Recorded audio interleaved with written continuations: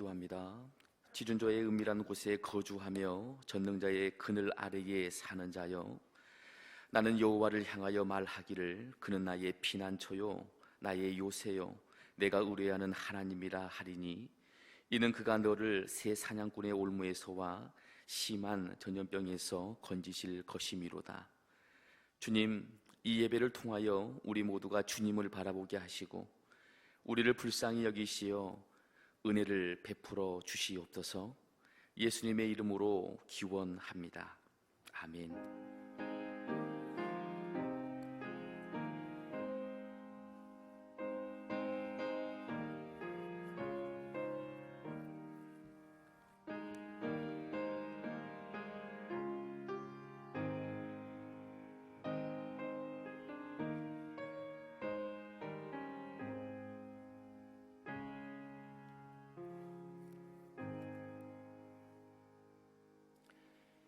임재 함께 찬양함으로 하나님께 영광 올려드립니다.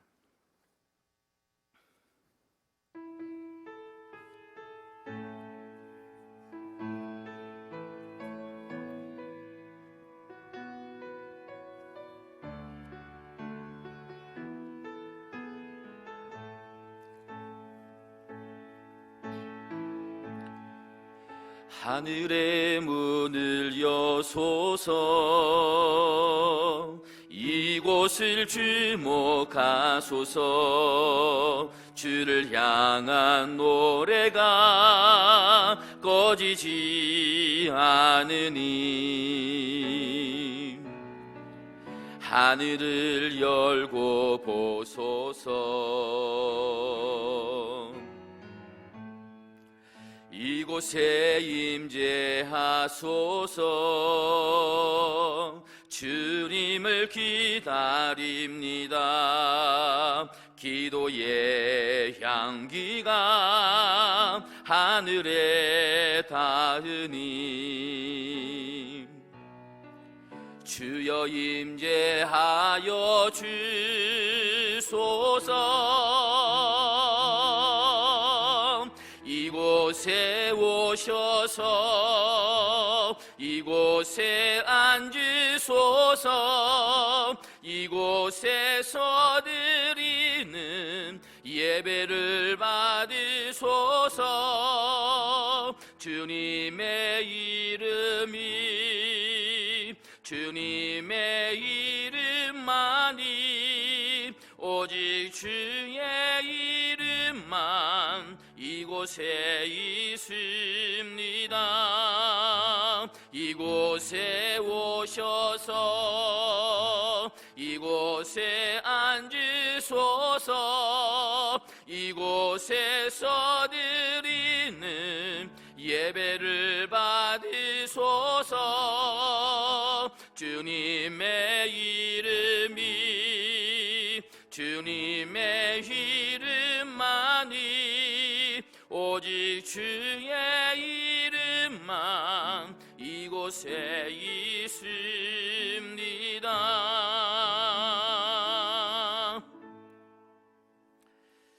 찬송가 46장입니다. 찬송가 46장입니다.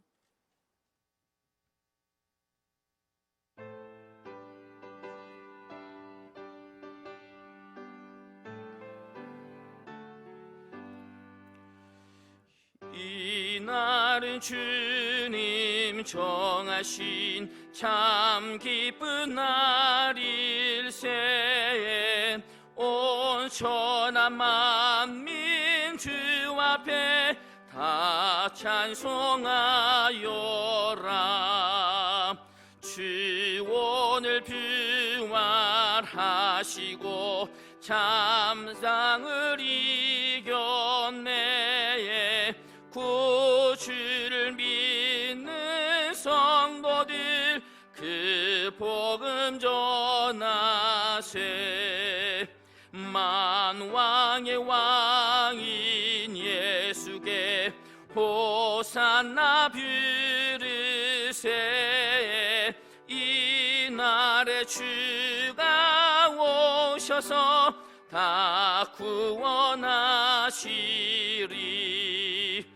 큰 권능 가진 구세주 살 길을 주려고 온 세상 만민 가운데 주 함께 계시네.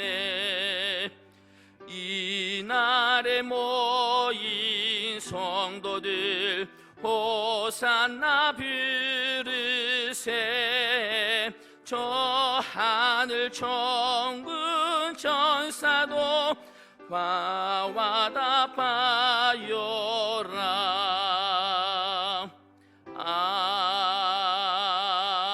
아멘. 새로 개정된 사도신경으로 우리의 신앙을 고백하시겠습니다. 나는 전능하신 아버지 하나님 천지의 창조주를 믿습니다. 나는 그의 유일하신 아들 우리 주 예수 그리스도를 믿습니다.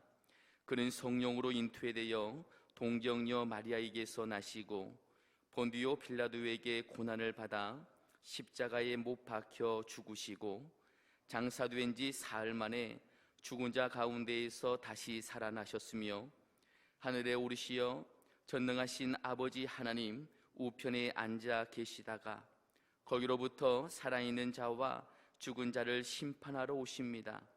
나는 성령을 믿으며 거룩한 공교회와 성도의 교제와 죄를 용서받는 것과 몸의 부활과 영생을 믿습니다.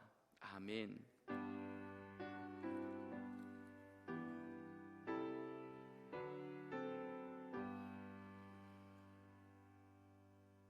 찬송가 149장으로 우리 하나님께 영광 올려드립니다.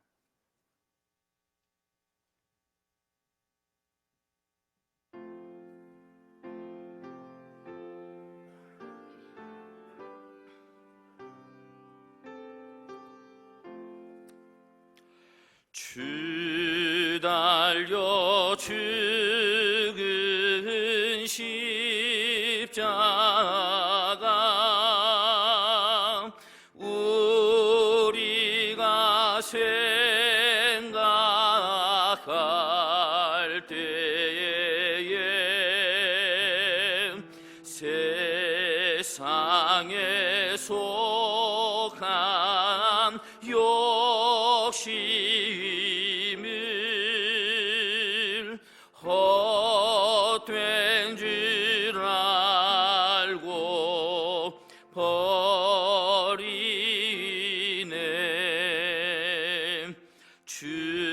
죽으신 구주 밖에는 자랑을 말게 하소서.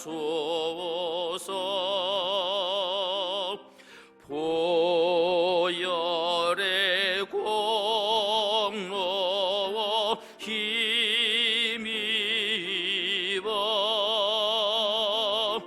교만한 만비 버리네.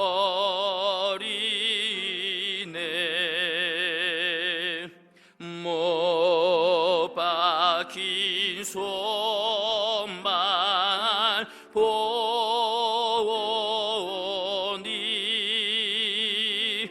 큰 자비 나타내셨네.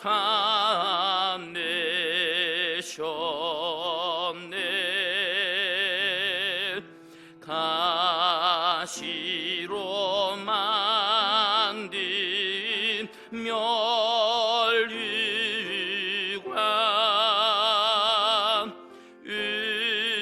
우리를 위해 쓰셨네.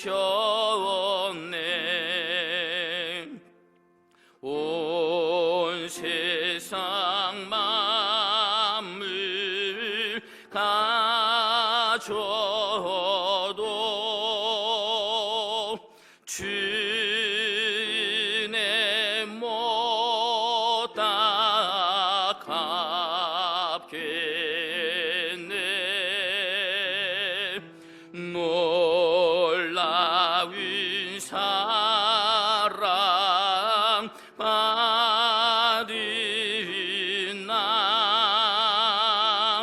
몸이로 재물 삼겠네.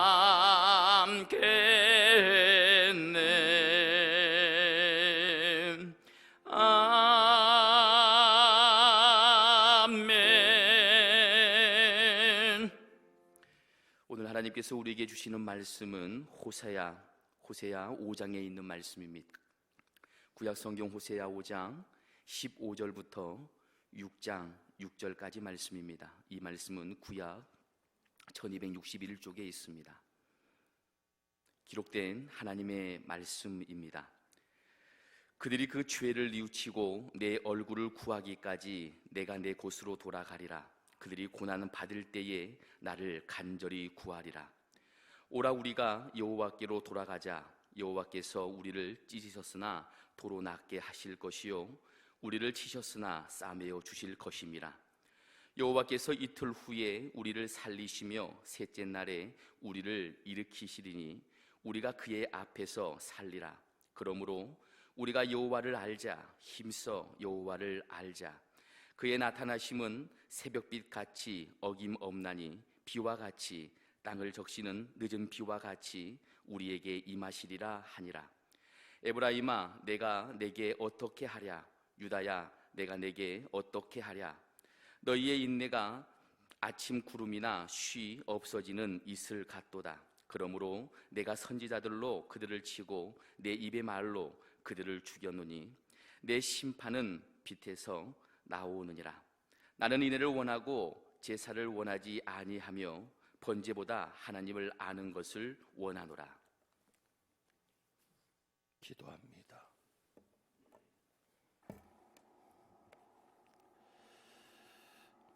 하나님 아버지, 오늘도 아버지께로부터 오는 말씀을 듣습니다.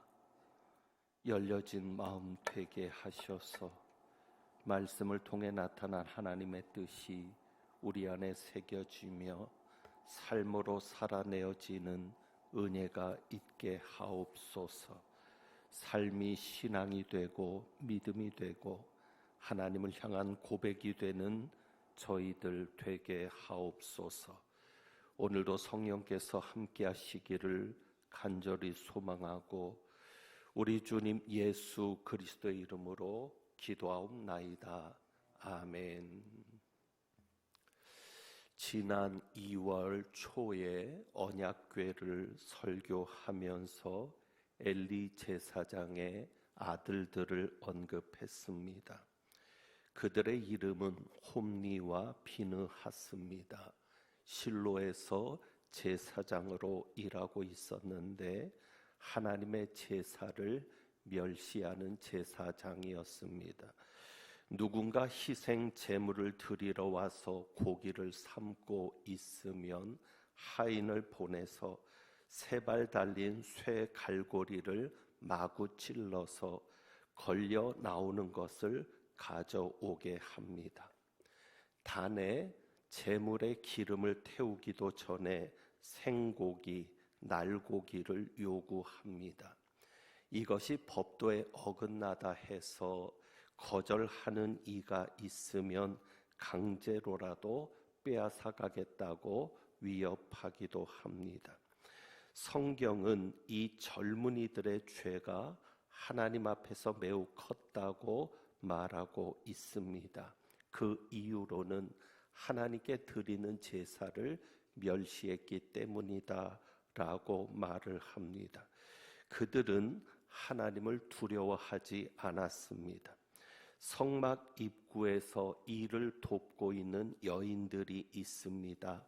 그들은 그 여인들을 유혹해서 잠자리를 같이 하기도 했습니다. 아버지였던 엘리 제사장이 그들을 훈계하기도 했는데 전혀 듣지 않고 계속적으로 악을 자행했습니다. 결국 그들에 의해서 하나님의 궤, 법궤는 빼앗기게 되었고 그들은 전쟁터에서 한날 죽임을 당하게 되었습니다. 이들이 어떻게 이렇게 악한 삶을 살게 되었을까? 어떻게 이들이 이렇게 하나님 앞에 큰 죄를 짓게 되었을까 궁금합니다. 그런데 성경 그 질문에 대해서 분명한 답을 주고 있습니다. 사무엘상 2장 11절에 보면 함축적으로 한마디로 이와 같이 말하고 있습니다. 엘리의 아들들은 행실이 나빠 여호와를 알지 못하더라. 그들이 그렇게 큰 죄를 범하게 된 것은 하나님의 제사를 멸시하고 하나님을 두려워하지도 않는 행실을 보인 것은 그들이 하나님을 알지 못했기 때문이라고 분명하게 말하고 있습니다.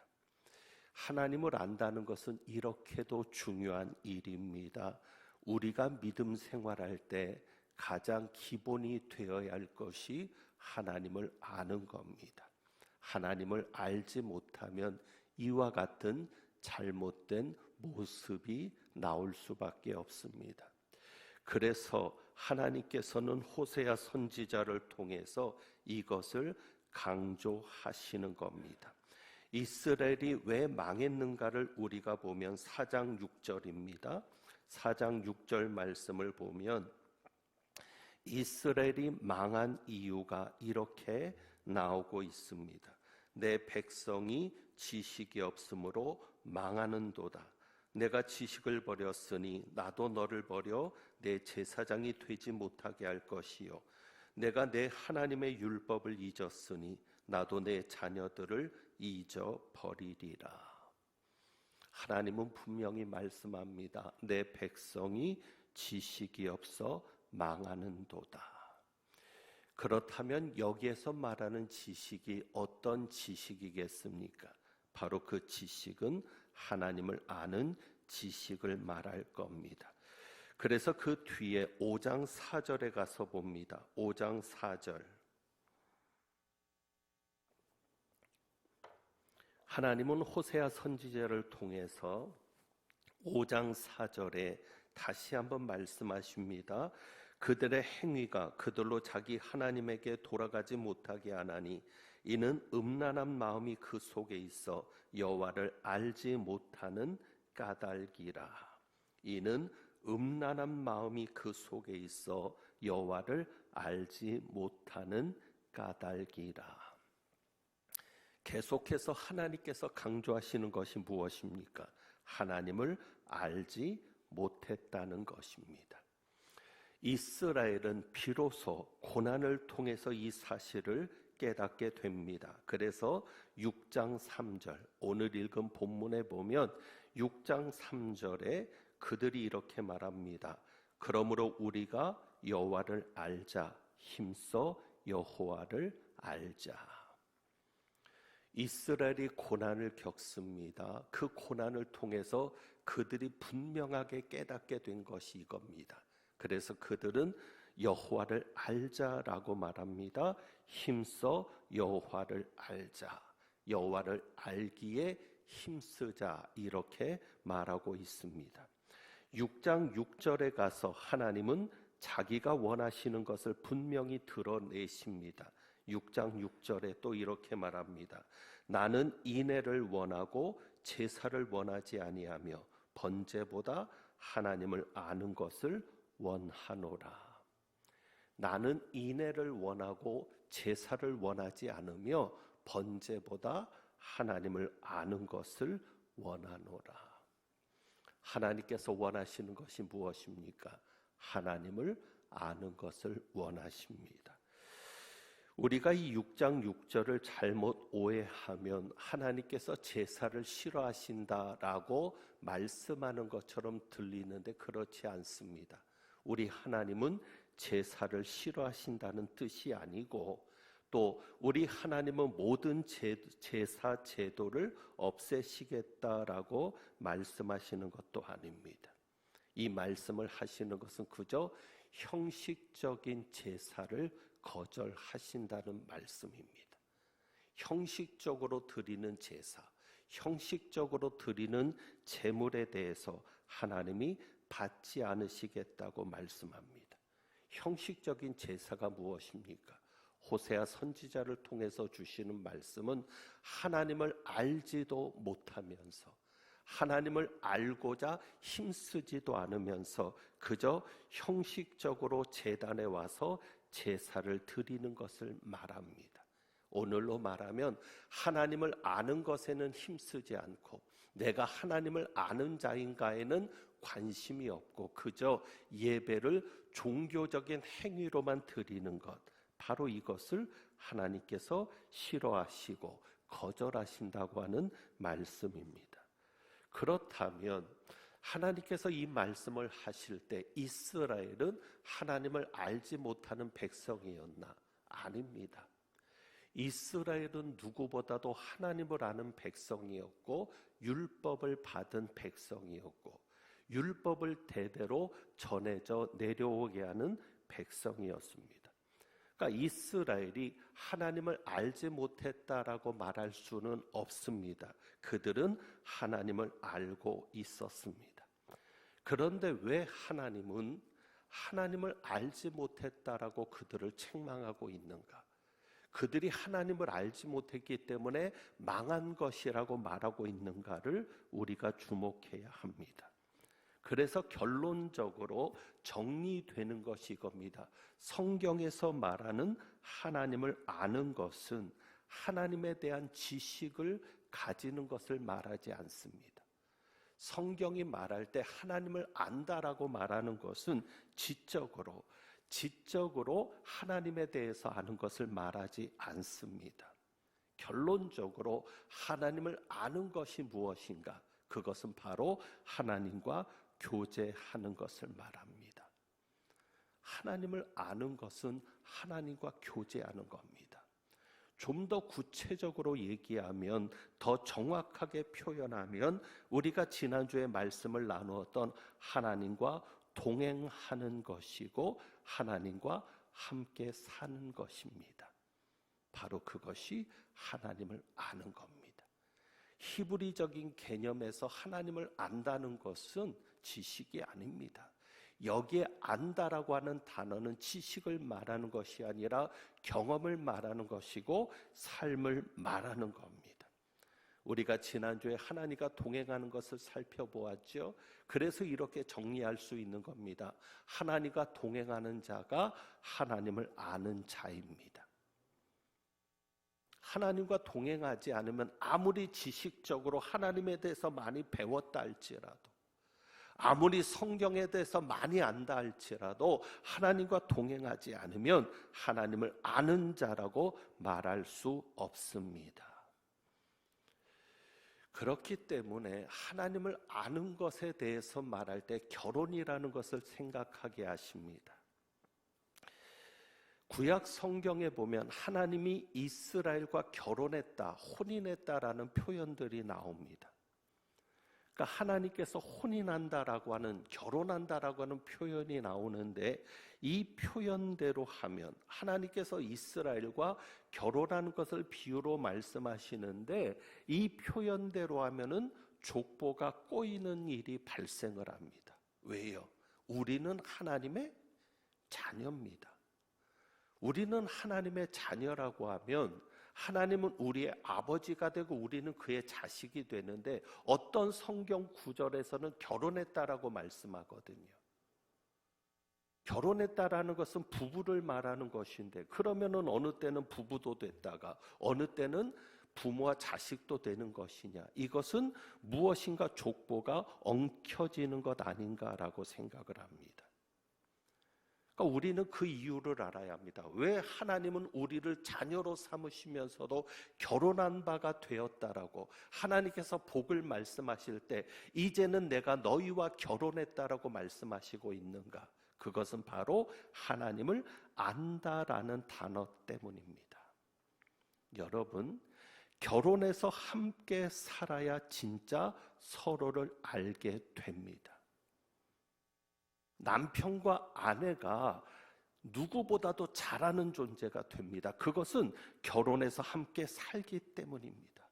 평생을 함께 동행하기 때문에, 평생을 함께 살기 때문에 결혼해서 남편과 아내는 비로소 안다라고 말할 수 있는 겁니다. 연애할 때까지는 서로 잘 모릅니다. 잘하는 것 같아서 결혼했습니다. 그런데 아닙니다. 살아보니까 살아봐야 아는 것들이 있습니다. 하나님이 말씀하시는 부분이 그겁니다. 하나님이 우리를 혼인했다라고 말하고 내가 너희와 결혼한 바가 되었다라고 말하는 것은 하나님을 부부만큼 잘 아는 존재로, 부부만큼 잘 아는 관계로 하나님과 우리가 살아가야 되기 때문에, 그래서 하나님은 혼인을 통해서, 결혼하는 것을 통해서 비유로 말씀하시는 겁니다. 사랑하는 부부가 늘 함께 있는 것처럼, 함께 사는 것처럼 하나님과 우리도 함께 사는 자가 되어야 하나님을 알 수 있습니다. 그래서 하나님을 알라라고 하는 명령은, 혹은 하나님을 알라라고 하는 말씀은 하나님과 교제하라는 말씀입니다. 하나님과 교제하기에 힘쓰자. 그리고 하나님과 함께 살기 위해서 힘쓰자는 말씀입니다. 이것을 위해서 가장 먼저 할 일이 무엇입니까? 하나님을 아는 것은 하나님과 교제하는 것이고, 하나님과 함께 사는 것이고, 하나님과 동행하는 것인데, 그냥 지식으로만 하나님이 어떤 분이라고 하나님에 대해서 아는 것으로 끝나는 것이 아닌데, 그렇다면 하나님을 알기 위해서 하나님과 교제하고 하나님과 동행하고 하나님과 함께 살아가는 삶을 위해서 가장 먼저 할 일이 무엇인가? 그래서 6장 1절을 보게 됩니다. 6장 1절을 보면 오라 우리가 여호와께로 돌아가자. 하나님께로 돌아가는 겁니다. 그것이 회개입니다. 회개는 행위를 바꾸는 것도 회개지만 더 근본적인 회개는 삶의 방향을 바꾸는 겁니다. 누구에게로요? 하나님에게로요. 그래서 하나님께로 돌아가는 것이 회개입니다. 15절 말씀에 보면 하나님께로 돌아가기 위해서 하나님을 찾는 것이죠. 이렇게 말씀합니다. 15절에 그들이 그 죄를 뉘우치고 내 얼굴을 구하기까지 내가 내 곳으로 돌아가리라. 그들이 고난 받을 때에 나를 간절히 구하리라. 그들이 고난 받을 때에 무엇을 구하리라? 나를 간절히 구하리라. 이 말씀을 잘 주목하시기 바랍니다. 그들이 고난 받을 때에 고난에서 건져짐을 구하리라? 아닙니다. 그들이 고난 받을 때에 응답을 구하리라? 아닙니다. 그들이 고난 받을 때 문제 해결을 구하리라? 아닙니다. 그들이 고난 받을 때 누구를 구하리라? 나를 간절히 구하리라. 하나님을 구하는 겁니다. 우리가 놓치지 말아야 될 부분이 이겁니다. 여러분, 기도는 기도 제목을 찾는 게 기도가 아닙니다. 기도 응답을 구하는 게 기도가 아닙니다. 기도는 하나님을 찾는 일입니다. 하나님을 구하는 일입니다. 문제 해결을 구하는 것이 기도가 아닙니다. 하나님을 구하는 게 기도입니다. 우리가 너무 힘든 상황에서, 어려운 상황에서, 고난의 상황에서 있다 보면 이 부분을 놓치고 맙니다. 정말 우리에게 있어야 될 분은 하나님입니다. 하나님만 계시면 그분이 알아서 하십니다. 그런데 많은 이들이 하나님을 찾는 게 아니라 문제 해결을 찾는 겁니다. 하나님을 구하는 게 아니라 기도 응답을 구하는 겁니다. 그러니 막상 문제가 해결되고 기도 응답이 되더라도 하나님은 관심이 없습니다. 하나님과는 전혀 교제하고 동행하는 생활을 하지 않습니다. 이런 표현이 죄송하지만 화장실을 들어갈 때와 나올 때가 다르다고. 그래서 우리가 늘 잊지 말고 생각해야 될 것은 우리는 하나님을 찾는 것이 기도입니다. 하나님을 구하는 것이 기도입니다. 어찌 보면 우리의 기도 제목의 전도는 하나님 우리와 함께 하시옵소서. 하나님 우리와 함께 하시옵소서. 하나님 우리를 버리지 마시고 오늘 이 말씀처럼 내 곳으로 돌아가리라 하셨는데 하나님이 계신 곳으로 돌아가지 마시고 우리와 함께 하소서. 우리에게는 여러 가지 일들이 많이 있지 않습니까? 참 다양한 일들이 일어납니다. 그때마다 그 다양한 것에 맞는 기도를 우리는 할 수가 없습니다. 능력도 안 됩니다. 생각지도 못했던 일이 벌어졌을 때 어떻게 기도합니까? 그런데 늘 하나님을 구했던 사람은, 하나님을 찾는 것이 기도였던 사람은 그냥 한마디만 하면 되는 겁니다. 하나님 나와 함께 하시옵소서. 하나님 지금 이 자리에 이 상황에서 나와 함께 계시옵소서. 우리는 잊지 말아야 합니다. 기도는 하나님을 찾는 일입니다. 기도는 하나님을 만나는 일이고 기도는 하나님과 동행하는 일입니다. 우리가 항상 가장 관심을 가져야 될 분은 하나님입니다. 그 외 다른 것이 우리의 마음에 있어서 안 됩니다. 그래서 6장 1절을 다시 돌아보면 오라 우리가 여호와께로 돌아가자. 하나님께로 돌아가는 것을 말합니다. 그래야 하나님을 알고 하나님과 교제가 회복되기 때문입니다. 그러니까 하나님을 안다는 것은 뭐예요? 하나님께로 돌아가서 하나님과 다시 교제하는 것이죠.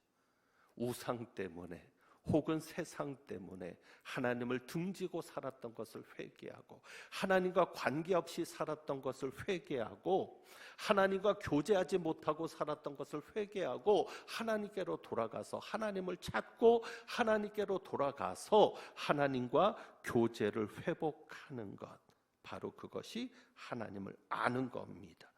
그래서 2절에 보면 이렇게 말씀합니다. 우리가 그의 앞에서 살리라. 하나님을 아는 자는 누구 앞에서 살게 돼요? 하나님 앞에서 살게 되는 거예요. 우리의 눈에는 하나님이 보이지 않지만 하나님은 영이시니까 우리가 육신의 눈으로는 볼 수 없지만 우리는 믿습니다. 지금 우리는 누구 앞에서 살고 있습니까? 하나님 앞에서 살고 있습니다. 하나님을 아는 자는 이것을 잊을 수가 없습니다. 놓칠 수가 없습니다. 나는 지금 하나님 앞에서 살고 있다. 그러니 함부로 살 수 있어요? 하나님이 없다고 생각하니까. 하나님은 교회만 가야 있는 하나님이고 성전에만 가야 만나는 하나님이라고 생각하니까 평소에 하나님 앞에서 살고 있다는 것을 잊어버리니까 거짓말하고 온갖 죄를 저지르면서 세상 사람과는 전혀 다른 모습이 아닌 오히려 세상 사람보다 더 추악한 모습으로 살아가는 것이 오늘 우리들의 모습은 아닙니까? 하나님을 아는 자는 하나님 앞에서 살게 되거든요. 그래서 6장 3절에는 이렇게 표현합니다. 우리가 여호와를 알자, 힘써 여호와를 알자. 그의 나타나심은 하나님을 아는 것과 무엇과 연관을 시키고 있어요? 하나님의 나타나심과 연관을 시키고 있어요. 왜? 하나님을 안다는 것은 우리에게 나타나신 하나님을 만나는 거거든요. 우리에게 임하시는 하나님을 경험하는 것이거든요. 그분의 능력, 그분의 은혜, 그분의 역사, 이런 것들을 우리 삶 속에서 경험하는 것이거든요. 그래서 하나님이 임하신다라고, 하나님이 나타나신다라고 표현을 합니다. 그래서 하나님이 우리에게 오셔서 우리는 하나님과 교제하면서 하나님과 함께 사는 자가 되는 겁니다. 이제 하나님을 안다는 것이 무엇인지 깨달았습니다. 그러면 이제 우리에게 물어봅니다. 과연 나는 하나님을 알고 있는가? 우리에게 묻습니다. 과연 나는 하나님을 알고 있는가? 나는 하나님을 안다라고 말할 수 있는가? 이 문제가 해결되지 않으면 우리가 예수님 앞에 섰을 때 예수님이 이렇게 말씀하실 겁니다. 나는 너를 모른다. 주님, 우리가 주님의 이름으로 선지자 노릇하지 않았습니까? 주님의 이름으로 귀신을 쫓아내지 않았습니까? 주님의 이름으로 많은 기적을 행하지 않았습니까? 그런데 예수님의 말씀은 분명합니다. 나는 너를 모른다. 저는 문재인 대통령을 압니다. 하지만 문재인 대통령은 저를 모릅니다. 진정한 알미 어떤 알미일까요? 우리는 하나님을 안다라고 자신하고 있습니다. 그러나 과연 하나님도 나를 아실까? 다시 물어야 합니다. 과연 나는 하나님을 알고 있는가? 하나님과 교제하고 하나님을 아는 자가 드리는 제사여야 하나님은 기뻐하시는 겁니다. 하나님과 교제하고 하나님을 아는 자가 드리는 예배여야 하나님은 기뻐하시는 겁니다. 우리는 지금 성전에서 드리는 예배를 제대로 드리지 못하고 있습니다. 이번에 또 교회들마다 확진자가 나와서 더 어렵게 되었습니다. 그저 가정주일 예배로 드리고 있는 것이 현실입니다. 그런데 다르게 생각하면 이것이 기회일 수 있습니다. 성전을 중심으로만 믿음 생활을 했던, 내가 성전에서만 열심히 했던 것을 믿음이라고 착각했던 내 자신을 돌아볼 수 있는 기회가 될 수 있습니다. 내가 교회 나와서만 하나님과 교제하는 자였는지, 교회 마음대로 나올 수 없는 지금 이때 나는 그럼 교회 밖에서도 하나님과 교제하고 있는 자였는지를 돌아볼 수 있는 기회입니다. 6일 동안은 하나님과 전혀 상관없이 살다가 주일 하루만 교회 나와서, 그것도 몇 시간입니다. 주일에 나와서 하루 종일 교회에 있는 것도 아니고 그저 몇 시간 교회 안에서 지내는 것만으로 내가 하나님을 아는 자라고 말했던 것은 아닌지, 그저 교회에서만 하나님을 만나고 살았던 것은 아닌지를 돌아보는 귀한 시간이 될 겁니다. 이제는 매일매일 하나님을 만나는 시간을 가져야 합니다. 이제 우리는 매일매일 하나님과 교제하는 시간을 살아야 되며 매일매일이 하나님과 함께 사는 날이 되어야 합니다. 어찌 보면은 강제적으로 가정이 교회가 되었습니다. 우리 많은 교인들이 가정에서 예배를 드립니다. 그야말로 가정주일 예배입니다. 이것은 가정이 교회가 되었다는 것이고 아버지가 그 가정의 제사장이라는 것인데, 어찌 보면 이것이 성경의 본질을 회복한 것입니다. 이스라엘은 그랬습니다. 이스라엘이 그렇게 힘있게 지금까지 올 수 있었던 것은 그들은 가정이 곧 성전이었습니다. 가정에서 드리는 의식이 얼마나 강했는지 모릅니다. 가정에서 말씀을 가르쳤고, 가정에서 쉐마 말씀을 듣게 했고 암송하게 했고, 그리고 가정에서 유월절 의식을 치렀으며, 가정에서 때마다 절기마다 안식일마다 그들은 가정이 곧 성전이었고 가정의 가장이 제사장이었던 겁니다. 어찌 보면 지금의 이 현실이 삶이 예배가 되고 가정이 교회가 되는 훈련의 시간일 수 있습니다. 그동안 교회라는 것, 교회 중심으로만 살아서 놓치고 있었던 것들을 다시 한번 돌아보면서 가정을 교회로 회복시키는 시간이 될 수 있습니다. 3절 말씀을 봅니다. 2절부터 보겠습니다. 하나님께서 이틀 후에 우리를 살리시며 셋째 날에 우리를 일으키시리니 우리가 그의 앞에서 살리라. 하나님께서 이틀과 3일을 말씀하십니다. 여러 가지 해석이 있을 수 있지만 단순한 해석만 하나 말씀을 드리면 이틀과 3일입니다. 무슨 얘기죠? 일정한 기간이 있다는 겁니다. 이틀과 3일, 끝날 때가 있다는 겁니다. 끝이 있다는 말씀을 하시는 것이고, 어찌 보면 이틀이나 3일이라는 것을 통해서 짧은 시간임을 말씀하고 있습니다. 만약에 10년 후, 100년 후를 이야기하면 포기할 겁니다. 그런데 이틀, 3일입니다. 우리가 작심 3일이라는 말을 쓰죠. 적어도 3일은 버틸 수 있거든요.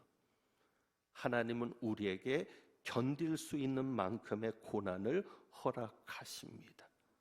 끝이 있습니다. 그리고 긴 시간이 아닙니다. 충분히 견뎌낼 수 있는 시간입니다.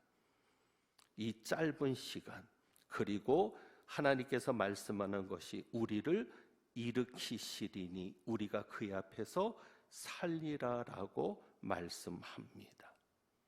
두 가지를 기억하십시오. 우리가 견딜 수 있는 만큼의 시간만, 어찌 보면 우리가 견딜 수 있도록 짧은 시간임을 하나님께서 말씀하시고 소망을 주시는 것인데, 여러분이 그 짧은 시간을 잘 견딜 수 있기를 바랍니다. 끝까지 믿음으로 승리할 수 있기를 바라고, 그리고 또 한 가지는 2절에 보니까 살리시며 또 일으키시리니 우리가 그의 앞에서 살리라. 일으키신다고 말씀을 하고 살린다고 말씀을 합니다. 그리고 그러므로 우리가 여호와를 알자라고 말합니다. 우리가 이 두 구절을 비교해 보면 어떤 결론이 나오죠? 하나님을 알지 못했던 시간은 무슨 시간이었다? 죽어있는 시간이었다. 숨만 쉰다고 산 게 아닙니다. 하나님과 교제하지 않고 있는 시간은 우리에게 죽은 시간입니다. 사망의 시간입니다. 그러므로 여러분이 이 짧은 기간을 견뎌가면서 훈련할 수 있기를 바랍니다. 어떤 훈련이요? 하나님과 교제하는 훈련입니다. 우리의 가정이 성전이 되고 우리의 삶이 성전이 되는 겁니다. 왜? 하나님을 모신 곳이 그 어디나 하늘나라니까. 직장에서도 하나님을 모시고 사는 훈련, 어디에 있든지 하나님을 모시고 살아가는 그 훈련의 시간이 되어지기를 원합니다. 말씀을 정리합니다. 이제는 일상생활이 중요합니다. 저도 요즘 많이 깨닫습니다. 옛날에는 교회 생활이 중요했습니다. 그런데 이게 정말 덧없는 거구나.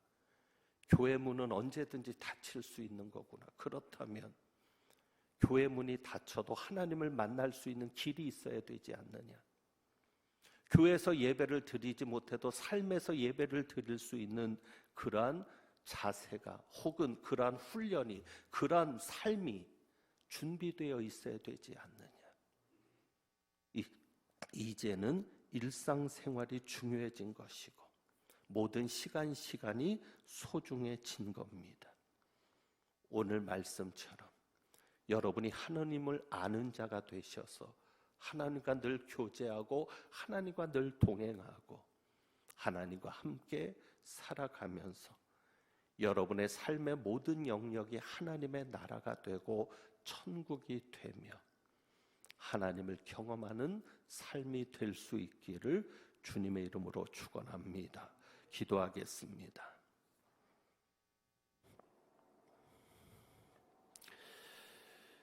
하나님 아버지, 우리가 종교적인 행위를 치르면서 하나님을 안다라고 자랑하고 있었던 것은 아닌지 돌아보게 하시고, 이제는 우리의 삶도 하나님을 알고 교제하고 하나님과 동행하는 삶이 될 수 있도록 역사하여 주옵소서. 삶 속에서 함께 하시는 하나님을 경험하는 저희들이 되게 하옵소서. 우리 주님 예수 그리스도의 이름으로 기도하옵나이다. 아멘. 453장 찬송합니다.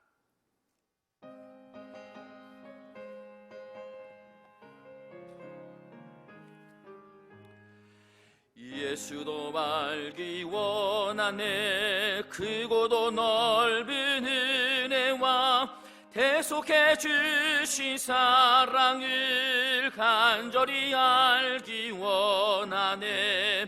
내 평생의 소원, 내 평생의 소원, 대속해 주신 사랑을 간절히 알기 원하네. 성령이 스승되셔서 진리를 가르치시고 거룩한 뜻을 깨달아 예수를 알게 하소서. 내 평생의 소원, 내 평생의 소원, 대속해 주신 사랑을 간절히 알기 원하네. 성령의 감화 받아서 하나님 말씀 배우니 그 말씀 안절안절이 내 맘에 교훈되도다. 내 평생의 소원, 내 평생의 소원, 대속해 주신 사랑을 간절히 알기 원하네. 예수가 계신 보좌는 영광에 들려 있도다. 평화의 왕이 오시니 그 나라 왕성하도다. 내 평생의 소원, 내 평생의 소원, 대속해 주신 사랑을 간절히 알기 원하네. 기도합니다. 하나님 아버지, 오늘도 예배드리는 각 처소에서 주님을 향한 우리의 사랑을 담은, 헌신을 담은 귀한 예물을 봉헌합니다. 예물 드린 가정 손길마다 복을 내려 주옵시며 그들의 자녀 손들의 삶과 모든 일상생활의 삶을 책임져 주옵소서. 전반적으로 힘들고 어려운 때를 보내고 있습니다. 하나님 도와주옵소서. 더 바닥으로 내려가지 않도록 지켜주시고 이제는 독수리가 날개치며 올라감 같은 그러한 삶이 되어지도록 역사하여 주옵소서. 아버지께서 복 주실 것을 믿고 우리 주님 예수 그리스도의 이름으로 축복하며 기도하옵나이다. 아멘. 우리 건축을 위한 기도를 함께 하겠습니다. 과관련센터 건축을 위한 기도문으로 함께 기도합니다.